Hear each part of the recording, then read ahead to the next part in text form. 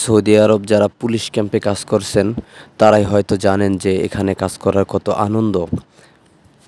এখানে যখন প্রথম আসি অনেক কষ্ট হয়েছে, ভাষা জানতাম না, তাদের সাথে কথা বলতে পারতাম না। এখন আলহামদুলিল্লাহ সম্পূর্ণ দায়িত্ব আমার কাছে। তাদের কখন কি প্রয়োজন সেটা আমারই দেখাশোনা করতে হয়। তারা ফ্রি মাইন্ডের মন মানসিকতা অনেক ভালো হয়, আমাদের দেশের পুলিশের মতো না। আরেকটা জিনিস হচ্ছে এই ক্যাম্পটি কিন্তু সব সময়ের জন্য না। এই ক্যাম্পটি 1 থেকে 1.5 মাস চালু থাকবে। এখানে তারা অফিসিয়াল যে কাজগুলো আছে সেই কাজগুলো এখানে করবে। আরাফার ময়দানে হাজিগণ আসবে, হজ করবে। সেই তাদেরকে সেফটি দেওয়ার জন্যই এই ক্যাম্পটি।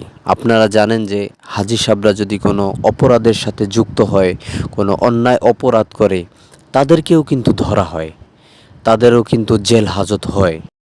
এবছর আলহামদুলিল্লাহ বাংলাদেশ থেকে 1,27,198 জন হজ করার সুযোগ পেয়েছে আলহামদুলিল্লাহ।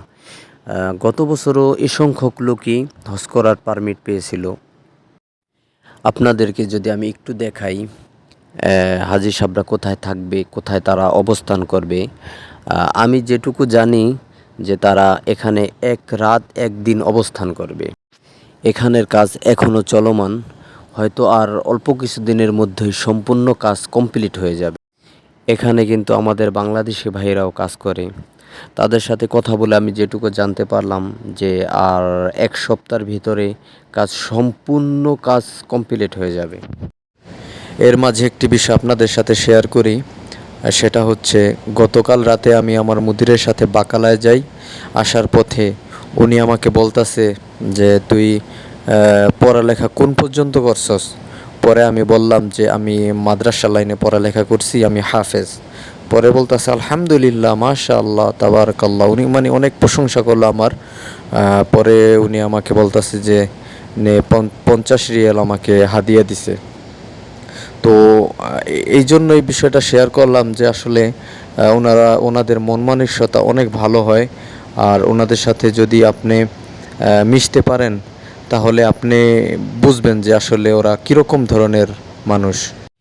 আমি যদি আপনাদের একটু ভেতরে দেখাই, এটা হচ্ছে মজলিস। এখানে তারা ফ্রি টাইমগুলো কাটায়, এখানে গল্প করে, আড্ডা দেয়, নামাজ পড়ে। আর এখন তো হজের সময়, তেমন একটা সময় পাওয়া হয় না।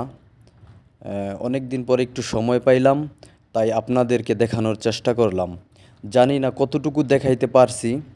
আর বিশেষ করে একটা জিনিস আমি আপনাদের জন্য সম্পূর্ণ ডিটেলস নিয়ে একটি ভিডিও নিয়ে আসব। অল্প কিছুদিন পরে ইনশাল্লাহ আমি চেষ্টা করতেছি সম্পূর্ণ একটা ভিডিও দেওয়ার। ইনশাল্লাহ অতি শীঘ্রই আমি ভিডিওটা পাবলিশ করব। আর আমার চ্যানেলটি যারা সাবস্ক্রাইব করেননি, দয়া করে চ্যানেলটি সাবস্ক্রাইব করে রাখুন। ইনশাআল্লাহ ভালো কিছু দেখানোর চেষ্টা করব। আর আজকে এ পর্যন্তই বিদায় নিচ্ছি। আসসালামু আলাইকুম ওয়া রাহমাতুল্লাহি ওয়া বারাকাতুহু।